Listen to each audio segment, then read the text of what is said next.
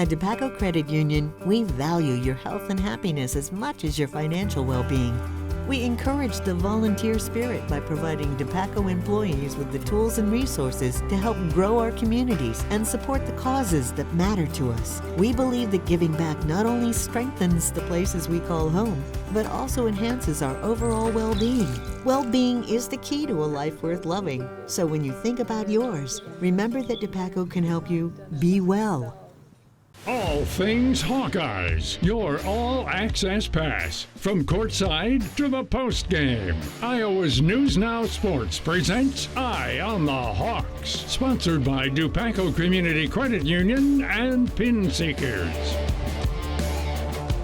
looked like you tried the new lineup to start the second half. What didn't you like in the first half that caused you to change that lineup? A lot. A lot. Certainly a lot to dislike in the first half last night against Minnesota. Welcome to Eye on the Hawks podcast with Owen Sebring and Mike Howell. Thankfully, Ben McCollum in a bit of good humor. Got to say that for the guy. Even after losses, he at least has a bit of he can have a smile on his face after. He doesn't get too angry. He really doesn't. He doesn't want to lose, but I guess it's different than the past 12 years. Certainly. But he knows they didn't perform well. I don't need to be teed off about it. Anybody watching that game certainly could have observed this or made the same observation, I think. So to start things off, we're going to tee things off with our sponsors from Pin Seekers, of course, right here in the DePaco studio, getting the ads in right off the bat. But to tee things off, we have to talk about last night's game against Minnesota. First half, top 4 scores for the Hawkeyes held scoreless. Bennett Sturts, Cam Maniau, Tavion Banks, and Alvaro Folgueras. All held without a single point in the first half. 2 of them didn't score at all, too, in the game. Cam Maniau and Alvaro didn't score at all in the game. I just can't make sense of this, other than the fact that it seems like Ben McCollum has made some allusions to the fact that there is some illness going around the team right now, but especially for Alvaro, for how well he's played lately, to have this kind of a stinker of a game has to be chalked up to illness, if nothing else. I mean, was that your observation? Did he just look off last night? Well, I think, and I was following along the tweets, I believe Chad Lystico, I don't want to misquote him, but I think he said Cam and Bennett were not feeling well. Okay. If he didn't, it was another beat writer that was there. Okay. I watched the press conference, and Ben McCollum did say that Bennett was under the weather. He didn't confirm Cam, or I think he said Cam too, but those are only 2 we know about. I don't know about Alvaro. Before the UCLA game, I kind of thought he struggles against the high major teams because he came from Robert Morris. Sure, all of his better games were before then against lower competition, but he had a really solid game against UCLA, and I was like, okay, he's turned the corner. And I'm kind of thinking now it might be like a road versus home thing, Yeah. They played 3 games on the road, true road games, 0-3. 2 of them were against Michigan State and Iowa State, so you kind of give them a pass for that. But Minnesota, they're a good team, but they're not. I mean, some people probably challenge me saying they're a good team. They're a fine team. They have 5 losses already. Going to be on the bubble, I assume, once tournament time comes around. But they're all right. So very disappointing. A lot of people, though, seems like half our newsroom has been sick for the past month and a half. So it is going around. Yeah. I was just going to look at some of his recent games. So, 0 points after 4 straight games where he'd scored in double figures. Only took 2 shots last night, 0 for 2. Both were 3-pointers. One was an air ball.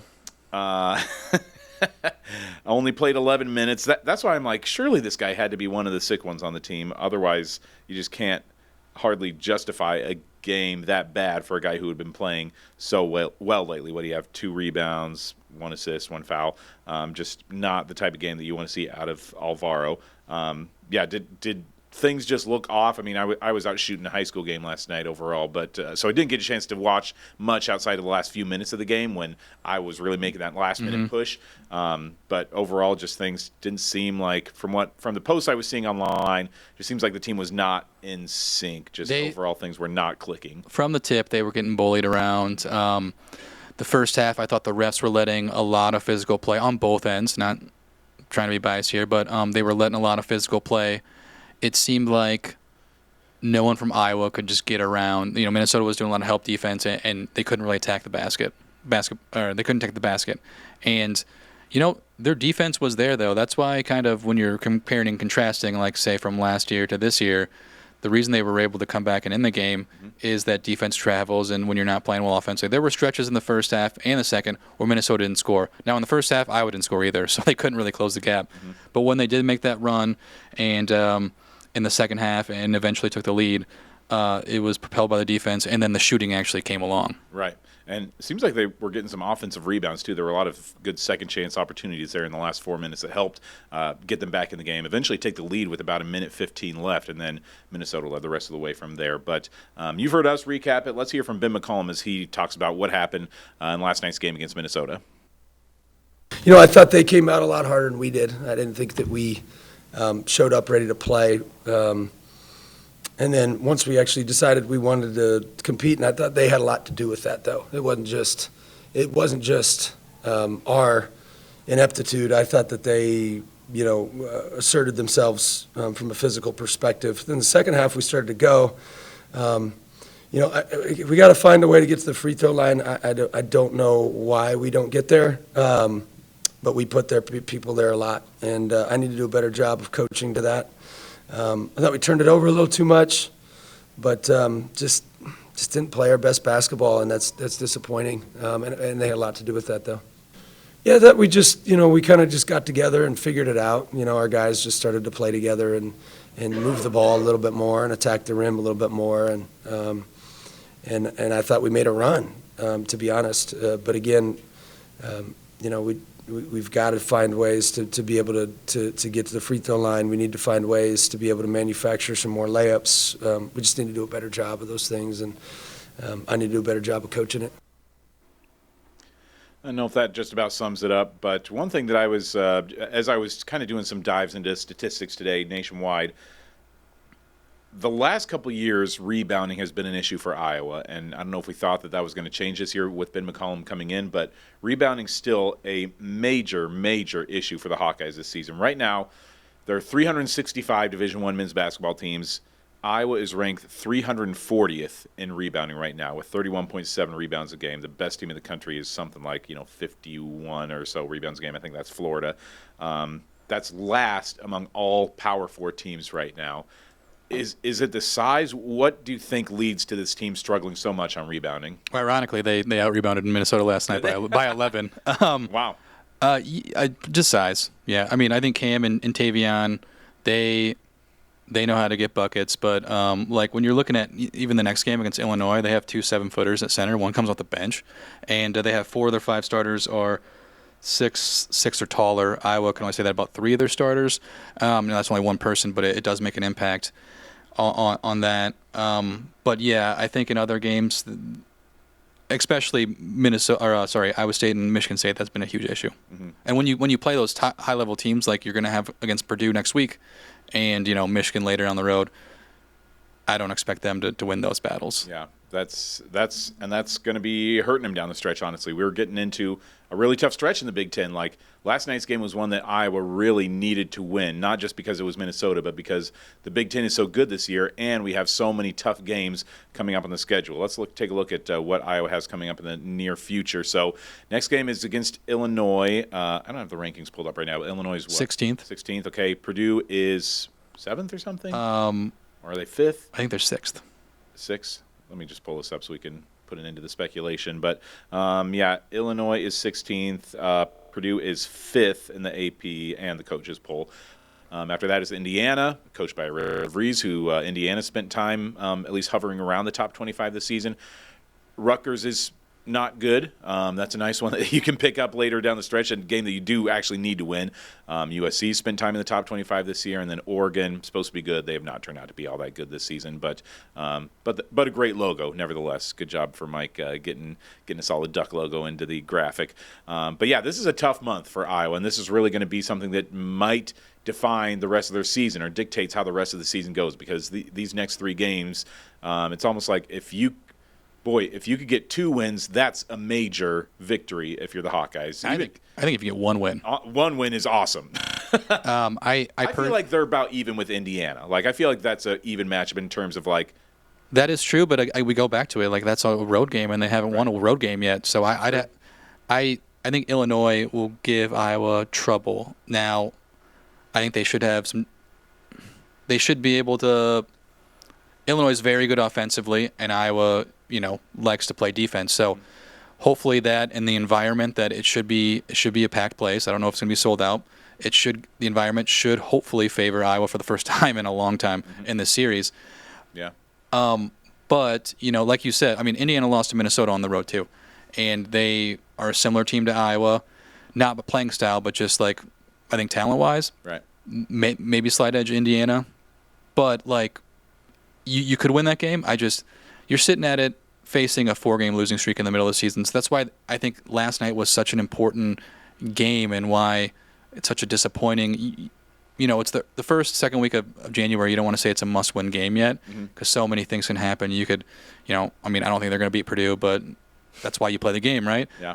And if you do, then all is good, right? Could 2 Iowa teams beat Purdue on the road on their home floor this season? How are you handling that last 12-second sequence? I think the worst part about it, and we talked about it during football season, is Iowa was down 14 with 9 minutes left. Yeah. They come back and take the lead. Yep. They just give you that sliver of hope and then just crush you, punch you in the face. Credit to Minnesota for bouncing back and hitting a big 3-pointer right after Iowa took the lead, but still, man, you got 3 really good shots off, right? Those are 3 pretty ideal looks that Iowa had in those last 12 seconds. 2 from your best player, 1 from Brendan Hausen, who's a good 3-point shooter, and we did get a chance to see him actually getting some playing time last night, which we haven't done much of this year. But, boy, 3 quality looks. Were you surviving that last 12 seconds? Me and Mitch were watching in the newsroom. Yeah. You were at home, I assume. I was watching the game, and what more could you ask for? Those shots were good shots. They were open, and the last one I thought Bennett, and 2 of them went in and out. So you can't come closer, but it does kind of hurt when you think it's a game you shouldn't lose. What team gets you the most fired up watching? Is it Hawkeye in basketball, like a rival? No, just in terms of teams that you root for, because I know you're a big Packers fan, obviously. Yeah. Hawkeye football and men's basketball is huge. What really gets you fired up the most when you're watching at home? I'd like to ask Mallory this, my girlfriend. I think they're all pretty similar. Packers playoffs, so this weekend might be the most. Against the Bears, who you do not like. Hawkeye football, I think it's every week. And Iowa basketball, when it's a meaningful game, I think they're all pretty similar. Pretty even, yeah. To your point about the scoring-wise and Iowa being able to stop opponents, this is something I found out today, too. Right now, Iowa is 4th in the nation in points allowed. They're only giving up 60.8 points per game. First in the Big Ten, second among Power 4 teams. I think Michigan might be in front of them in that category. You know who's first in the nation in points per game allowed? On defense? Correct. I'm looking it up right now. No, I don't know. Oh, Texas? No, this is not Hook 'em Horns. This is UNI. I've never seen that before in my life. It might have had a short-lived resurgence at UNI, but every now and then you'll see fans UNI. Yeah, I do. I suppose we do take the hook 'em and horns down, and then it looked like horns down to me.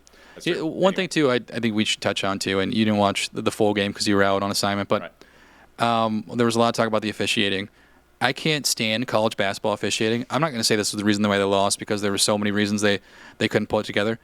But the way this almost seems to happen in every other game where the refs will pretty much let you punch someone in the first half and not call a foul, and in the second half, every trip down, there's a foul. Yeah.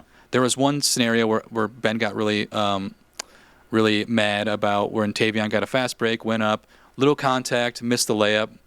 Minnesota came down, and it was a foul on Iowa at the other end, but he got fouled going in for a layup, and I think they made it, and it was a 3-point play. It's just a huge momentum shift. And you heard Ben in one of the sound bites, I don't know what I have to do to coach, to get to the free throw line more. And this happened in the Iowa State game, and they were attacking the rim more. Minnesota was attacking the rim more, but Iowa was attacking last night. 13 free throws, Iowa. They made 10 of them. Minnesota had 28 and made 21. And we talked about, I think, that on our last podcast, where the first handful of games up until December, Iowa shot more free throws than all of their opponents. But then something happened in December where it's all of a sudden now it's always the opponents who are shooting more free throws. I didn't check the UCLA box score, but I know that has been something of a storyline over the last month. Yeah, and Iowa is a physical team, and they do foul a lot. I think they foul 18 times a game, which is among the worst in the Big Ten, or most, I should say. Okay. So that is going to happen. It's not like it's coming out of nowhere. At the same time, it seems sometimes Iowa doesn't get the benefit of the doubt when they're doing the same thing. Now, Bennett Sturts drew, I think, 9 fouls last night. Yeah, he drew 9 fouls last night. So, he gets the star treatment, but I think it's the other players that don't. And going back to the final shots, here's what I hope Iowa can do from this Minnesota game. Maybe we transition into women's after this, unless you have something else. They have to learn how to win these close games on the road, too. And one scenario I remember late in the game, the three. So after Iowa took the lead, 64-63, I believe, Minnesota came down. Brendan Hassan was in, and we've always heard about how his defense, isn't up to par, even though Ben said last night he actually played really well defensively. He was getting backed up by someone a little taller than him. Isaiah Howard, who was a sophomore, comes down, help defense, leaves his man open, top of the key, pass it out to him, hit a 3, they go up by 2. Ben confirmed that, I was sitting there, I was like, why would you leave the shooter open, Ben's like, he just got to learn from that you can't leave the 3 open. If they score 2 there, it's a 1-point game. It's a little bit different ball game. And moving forward, you don't have to jack up 3s. I hope moments like that and other moments can help, this team who, I know Bennett and Tavion's a senior, but some of their players are younger, impact players like Isaiah Howard and Tate Sage. They need to learn how to win in these small moments too, especially at a higher level than Drake and D2. Yeah. So I just hope this game and other games like that can be learning moments. So later in the season, maybe in March or February, they're winning these games instead of losing them. That's true. Hopefully even this month, when you go up against teams like Illinois or Indiana, those are hopefully winnable games. One more thing I was just going to touch on, if we could bring the schedule back up again, I was just looking at this team's progress so far in quad games. They're right now they're 0-2 in quad 1, 2-1 in quad 2 games. They only have 1 quad 4 game the rest of the season. That is Rutgers coming on January 20th. And then 2 quad 3 games against Northwestern and Maryland are what they have right now. So every game going forward, I don't know if that's typical in the Big Ten schedule that basically every game is going to be quad 1 or quad 2, but it is all just going to be so tough here for the Hawkeyes going forward. Yesterday I counted, I think they have 10 quad 1, and then obviously this changes every day. The net updates. So if there's a team that's ranked 29th in the net and they lose a couple games, they drop out of 30. That's a home win, then it's not a quad 1 win anymore. I think I counted 10. And the schedule is kind of weird at times. So I'm just on KenPom right now. And do you want to are you able to take my screen? If you are, you can. If not. Work your magic here, Erica. Let's see it happen. Whoops. The next 3 games, like I said, are all tough. They're all quad 1 wins, Illinois, Purdue, Indiana. But then they have a stretch of 6 games where KenPom predicts 6 wins in a row. Now, are they going to win all those 6 games? I don't know. Maybe not. Likely. And then when you get Purdue again, and then a couple tough games against Nebraska, Wisconsin, and Ohio State, and Penn State, who gave Michigan a game last night. Yeah. So the way it breaks out and the way KenPom predictive measure is, I'm not sure if I'm supposed to show this on online. So I just thought about that. It's a paid service. But anyway, that's kind of how it shakes out. Yeah. And it's just, can you win some of those games that you're not supposed to while still not losing a game? Yeah. You're supposed to win. Right. I think one thing that I said at the beginning of the season was that Ben McCollum and Iowa would win some games they're not supposed to win, and they probably would not lose many games they weren't supposed to lose. Last night was a game that they weren't supposed to lose, and they lost it. So there goes my preseason prediction. But that's tough to do through a full season, though. That's true. That's true. But you can't afford many more of those just based on the schedule. Right now every Big Ten team record-wise kind of looks good just because they played mostly mid-major teams or lower-level Group of 5 teams that aren't all that good, and so everybody's like, oh, they're 9-4 right now, looking great. So at the end of January, we'll have a better idea of okay, is Ohio State really that good? Is Wisconsin that good? Excuse me, Nebraska. We weren't sure, but boy, they sure look great right now. Or UCLA, Iowa's best win right now. They lost at Wisconsin last night. For what it's worth, if we're doing bracketology talk, I'm on Joe Lenardi right now. I was projected right now as a 6 seed in Oklahoma City with Houston as the 3, which would not be is drivable. The next one against Houston might not be a winnable game, but Yeah. so that's what you're looking at. That's kind of probably the best case scenario, I think, 6 or a 5 seed that you can get, depending on it. And number one, if we're talking bracketology and resume, you have to get some quality wins, and Iowa just doesn't have any right now. Right. Like UCLA's decent. I think they're top 50 in the net /KenPom, but Ole Miss is that other quad 2 win, I think, right now. yeah, they're like close to like a 100. I think they're like 90th in the net right now. So that's a game that you thought was going to be high quality, but it turned out to be not because they lost like 5 or 6 games in the non-conference. Right. So you have a lot of opportunities, but you need to stack some quality wins because the computers. Sure. Yeah. I mean, and even the folks voting in the AP polls seem to love Iowa. Even a lot of weeks that I was not voting Iowa in, people kept putting them in the top 25. So they do have a lot of believers out there. So it seems like unless they really go on a bad losing streak, a lot of people are going to give them the benefit of the doubt going forward. Well, we do want to thank Pin Seekers for helping us tee things off today with the men's team, and we're going to transition now to the women's basketball team who played a couple nights ago against Nebraska. Nebraska. They did play against Nebraska last week, but then against Northwestern a couple nights ago. Very similar storyline to the men's team, just going up against a mediocre Big Ten opponent on their home floor. Both were road games, and both just horrible shooting nights from the field. Ava Hayden, the only high point for the Hawkeyes on offense, ended with 23 points, I believe, against Northwestern. But overall, that game, too, just was ugly. And I know you said, Mike, that was just a frustrating one for you to watch. Yeah, it was. I understand there was a couple players with illnesses, too. Chichat Wright was sick. But you said Ava Hayden had a good game. She was like, in the first quarter, she scored 12 of their 13 points. Right, yes. And she had 2 fouls in the first, 5 minutes or whatever it was. Only played 18 minutes, I think, for the game. So she's been in foul trouble 3 of the last 5 games against major conference teams. Yeah. She had 4 on Sunday against Northwestern. She had 4 against Nebraska, 2 against Penn State, 2 against UConn, and then she fouled out against Iowa State. So, this is going to be an issue because I don't know exactly what it is. I think we're talking about officiating. Man, I think women's basketball officiating is horrible. Yes. Anytime someone goes to the ref, I feel like the refs feel like they need to blow a foul every single play. And big girls like Ava and tall girls, they tend to, get the short stick on that. Mm-hmm. And it hasn't even been just her, like Layla Hayes for playing limited minutes. As I look back through her game-by-game stats, 4 fouls against Drake, 4 fouls against Western Illinois. She too fouled out against, I am looking at Ava Hayden. But nevertheless, every one of those games, she's getting into foul trouble. But Layla Hayes, I know she was in foul trouble too. She had 4 on Sunday. She was trying to come in and sub in for Ava, who was in foul trouble, and then Layla gets in foul trouble herself. So, that has been an issue this year, and that was problematic because Hannah Stolke wasn't playing her best game. I think she was 2 of 11 from the field against Northwestern. Just overall, it was a mess of a game, and if you're Jan, you just have to be thankful that you managed somehow to get out of that game with a win. And that's where Chichat Wright being sick kind of hurt Iowa a lot, I thought, because during the game, I didn't know she was sick. I was watching it, and I was like, Chichat needs to take over. You need a scoring option, and, McCabe wasn't there. She ended up with 8 points.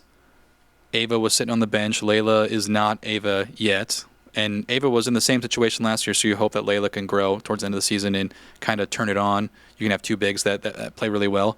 Addie Deal came in and gave some good minutes, but still not the scoring threat that you maybe thought she would be this season. Yeah. And so you're just kind of looking who's going to score? Who's going to be that scoring threat? And I was like, it has to be Chitchat, and she wasn't playing that well in the first half, but she did end with, Finished with 12 points, it was a good. The only other Hawkeye in double figures. Yeah. Which, to Northwestern's credit, that's a team that always seems to play Iowa tough. Their coach Bob McEwen, I think is how you say his last name, just always their strong, scrappy defensive team. That is a unit that always does give Iowa trouble, so it may just be one of those outlier games where it's Iowa always going to get tested by Northwestern and just happen to come out of it on the other side. Okay, I do have Layla's stats pulled up now. So, yeah, she had 3 fouls against Drake, 3 fouls in 9 minutes against Miami, 3 fouls against Western Illinois, 4 against Rutgers in just 17 minutes, 3 fouls in 10 minutes against Iowa State, 3 against Lindenwood. She too has I don't know what you say about that. I mean, I don't know if that's something that Jan has to figure out just in terms of like toughness, or if it is just kind of an officiating thing where you just have to say like, who knows what kind of official we're going to have tonight. I think that's a conversation, seems like in all sports across the board, that they are really discussing like how to move forward with officiating, because it is so questionable at so many levels across men's and women's sports, across different sports, and just no accountability. It is a tough job, and I think the league offices, or the conferences, they try and focus on so many different things. Like, all right, watch out for like this kind of play, watch out for this, and refs almost seem to feel like they need to police it too much. Yeah, I think it should be more free flowing. Mm-hmm. I hate a call where there's a bump, but the ball is still in the players. Like, if there's a little bump and it's not like a foul, and it didn't impact the play, like, let him play on. Sure. Like, I really think that. Now, if you're hand checking them and they're trying to drive and it's preventing them from getting from one spot and you're doing it illegally, call the foul. But it just seems like too many times there's a bump and no one's impacted and they call the foul, and then that's a cheap foul on someone. Yeah. That could impact them down the line. Fouling is an issue, as is health right now. We talked about Chit Chat being sick, under the weather in their Northwestern game. Kylie Fierbach and Emily Rodriguez still not playing. Emily sounds like it could be a handful of things, but injury is part of it. Kylie still dealing with an issue. And we had a chance to ask Jen Jensen today about the status of those two players specifically. They're both day-to-day. I'm hoping we get a jump with Kylie, especially with the rest. It's the explosion and the push-off. And with Kylie, with defense, she's got to push off usually the most on anybody. So we got a day off. This is our bye week. I don't really like having the bye week so early, but in this case, I do kind of like it because we'll get 2 days off of practice. We got back so late after Northwestern. We took yesterday off. We'll take one more day off before Indiana. So I'm hopeful all the therapy and treatment that we're doing is that, because Kylie is going to have to manage, some level, probably won't feel perfect right away.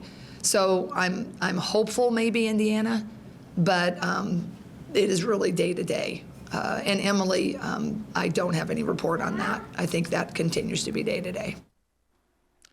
So Kylie, sounds like we might see soon. Emily, very much still up in the air. And that seems to be one of the question marks that's really surrounded this team the entire season, is Emily Rodriguez. And not the whole season, I guess, over the last month since she's not played. I don't know. I hardly know what to say about it anymore. Do you think, again, we're not experts. We don't have any inside information or scoops or anything, so we're just speculating right now. Do you think that Emily Rodriguez plays again for Iowa this season? I hope so. She was a good scoring threat. Young, and I thought she had a lot of chance to grow. But like you said, it's just tough to gauge. It seems like it's moving in a positive direction compared to where we were like a month ago. Right. So I guess you can cross your fingers. Yeah. I have a hard time seeing her suit up again. I did see her in the building today, so I don't know what conversation is being had online, but she is still obviously there with the team. I saw her walking through the facility, so she's on campus. She's in Carver. But I just don't know based on, injury and, if there is other off-court stuff. Just hard to say right now if we're going to see Emily in a Hawkeye uniform again this season. But she would be such a big factor for this team. Games like the Northwestern one, that's one that they really could use somebody like that to just come in, knock down, 8 points or something, just to provide a little bit of support to the players who are dealing with foul trouble. So would love to have her back in the lineup sometime soon. Kylie, hopefully we'll have her back for Indiana. Speaking of which, let's take a look at the schedule for the Hawkeye women and what they have coming up. They're going to be at Indiana this coming Sunday, then next Wednesday, Oregon, Michigan State the following weekend. Then games coming up on the road at Maryland, always a tough one. Then Ohio State back at home, and then USC heading out there. USC looking a little pedestrian this season, frankly. No Juju Watkins, obviously, for the full year. So USC struggling a little bit without her. They just lost to Oregon last night, I believe. So still a tough month ahead with some good teams.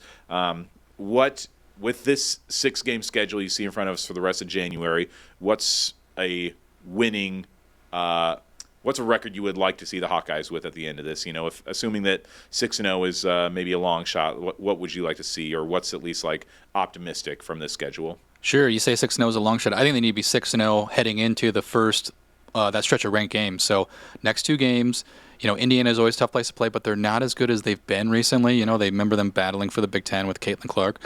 They're decent, but they're not there, They're right? 4 in the Big Ten right now, Yeah. I think. Yeah. And they've gotten trucked. Like they're not losing close games. So they're not decent. I haven't been watching that. They're getting hammered. So beat Indiana, beat Oregon, and then, like you said, it goes past this too. You play 1, 2, 3, 4, 5 ranked games in a row after that. Maryland's 8th, Ohio State's 19th, USC's 21st. They might drop out, and then UCLA's 4th. So after this stretch, you want 1, 2. You got to win the home games, and I think I'd say 4-2 would be a great start. And then I think they can beat USC on the road. Not so sure about Maryland. That's a tough place to play. For some reason, that's always a tough game. Even when Caitlin was on the roster, it seems like Maryland was a hard one for that team to get through.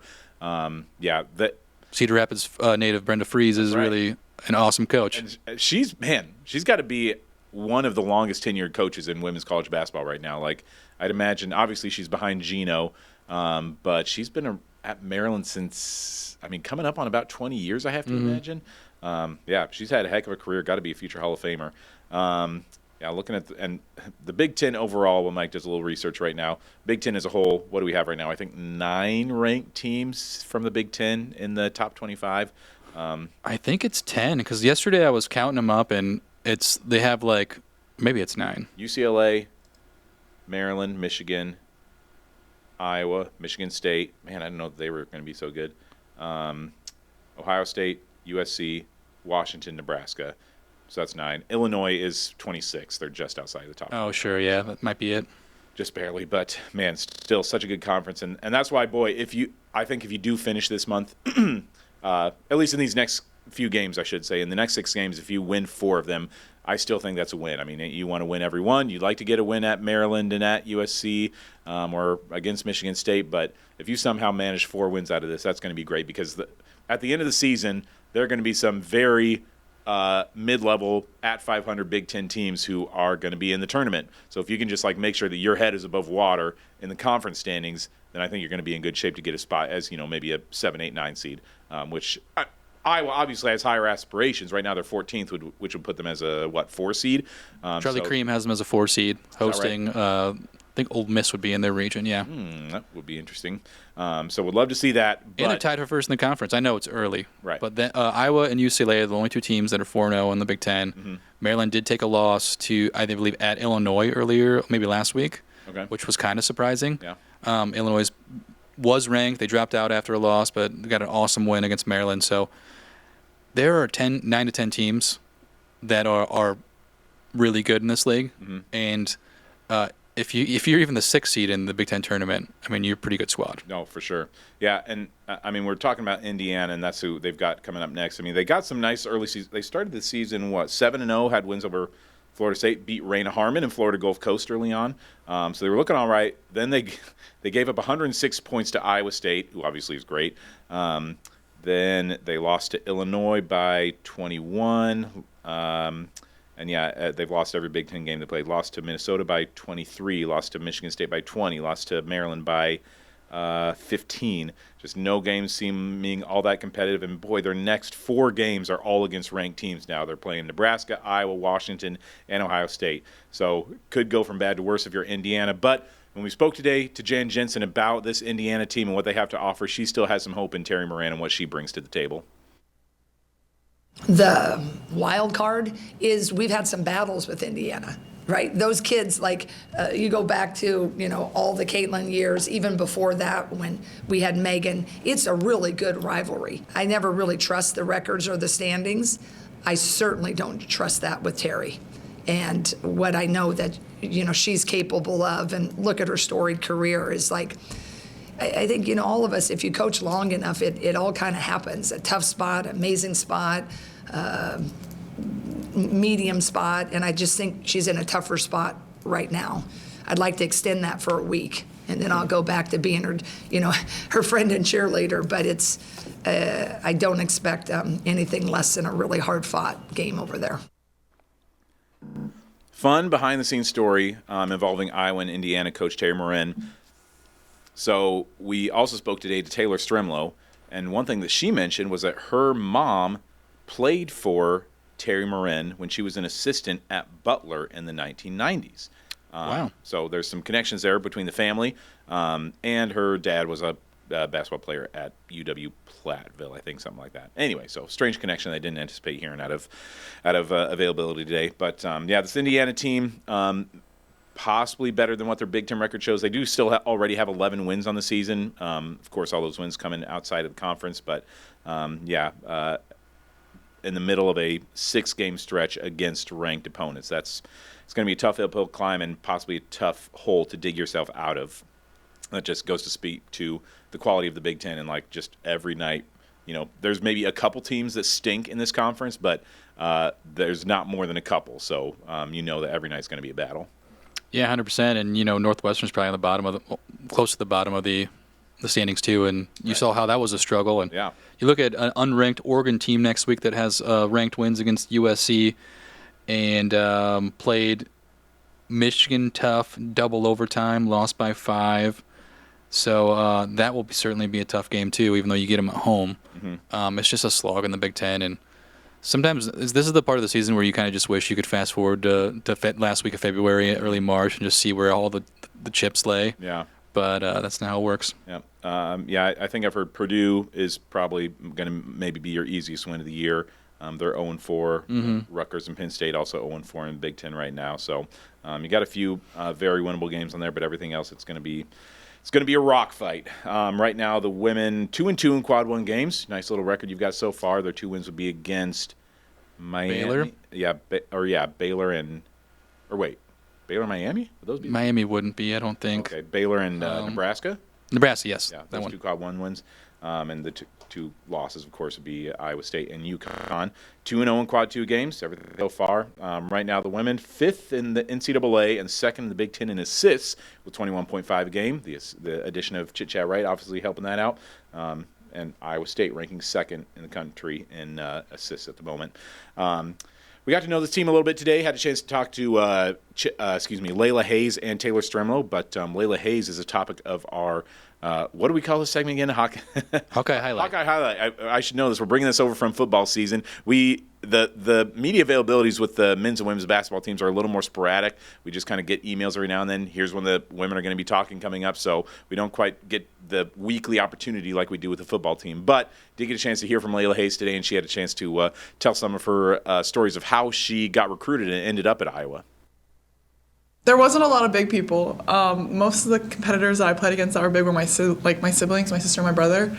So I don't think anybody was around my height except for my sister, and we were on the same team my freshman year, and then the rest, it was like a triple team. So definitely different coming here and playing against girls that are my size. A lot of schools, initially I sent out like 100 emails my sophomore year, and it was kind of just like a reach. I was like, I really want to play in college, and I kind of just did it just to see, and then I told them where I was playing. Obviously, I put that I was 6'5" in the main thing, and then a bunch of them came and watched, and I think a lot of them kind of came and watched when they saw there were other coaches there. And I think I had somebody that I knew from ESPN a while ago that had talked to Lisa, and that's how they got them to come over and watch.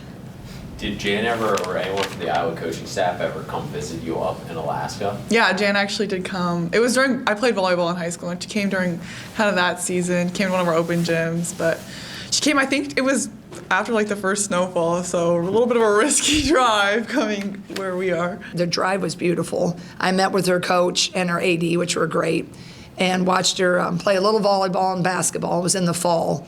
And then the coach, I don't know if I can find it on my phone. Somewhere in there I'll show you. She said, hey, you want to stop by my house? I got some moose jerky for you. And I said, well, never had moose jerky, but yeah. Well, I go by her coach's house, and her husband are big Alaska hunters. We walk in, and there's just racks, and there's like a bear skin. I mean, everywhere you could imagine, right? And then in her kid's old toy room, he was now older, but you know how we kind of keep the game room, I should say. These huge moose, antler, or what do you call that? Whatever those things are. And she went over, you want to lift it? Oh my gosh, I lifted that thing, and it was like struggle. It had to be about 50 pounds. So I have a picture of me holding this new one. So that was awesome. But I think the players, they're planning a trip. Layla's invited everybody, so they're all going to go to Alaska. But she's trying to decide it should be in May when we're off, or in August. So she's already scheming and planning their little trip. I think they need to be there, I think, at least 5 to 7 days. So she's now a travel coordinator. Sounds like a business trip, if you ask me. Let's head to Alaska for all the women's team up there. We got to bring the Great Alaska Shootout back and send Owen Sebring up there to the Great White North. That seems like a pretty cool situation, though. I mean, Honestly. I've always, well, I shouldn't say I always. I think it'd be cool to visit that in the summer. I wouldn't want to go there like right now. Mm-hmm. You know, Weirdly, depending on where you are in Alaska, like it's pretty similar to Iowa. Honestly. if you're on the coast.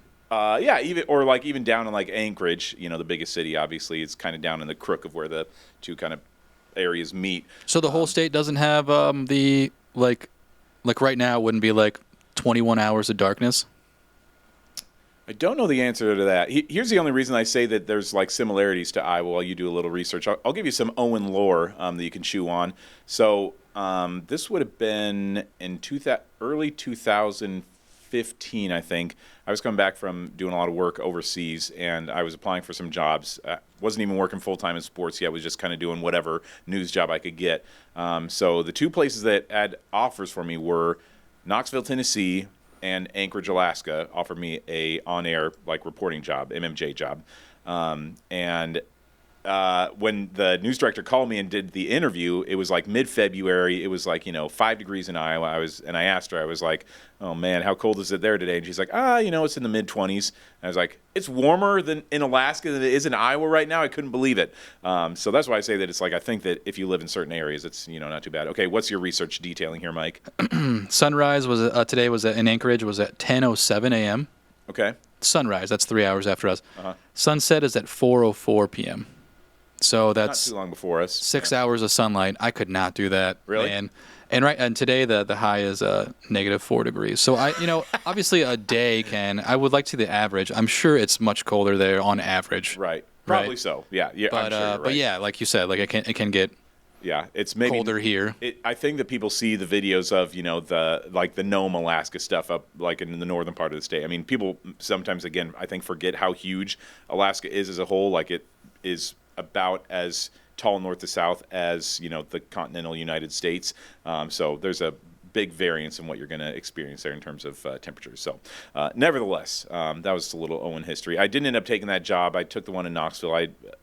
It was tempting, but I was just I'd kind of just come back from working overseas, and moving that far away from family again was going to be tough for me. So anyway, still never been to Alaska. Maybe I'll go and visit while Layla Hayes and the crew are hanging out over there this summer. But yeah, she's always fun to talk to. Layla's somebody who has some development, of course, that she's young, still getting in foul trouble, but enjoyed some viral memification thanks to ARPA Make It Sports recently. I think you saw those photos, I'm sure, Mike. The what photos?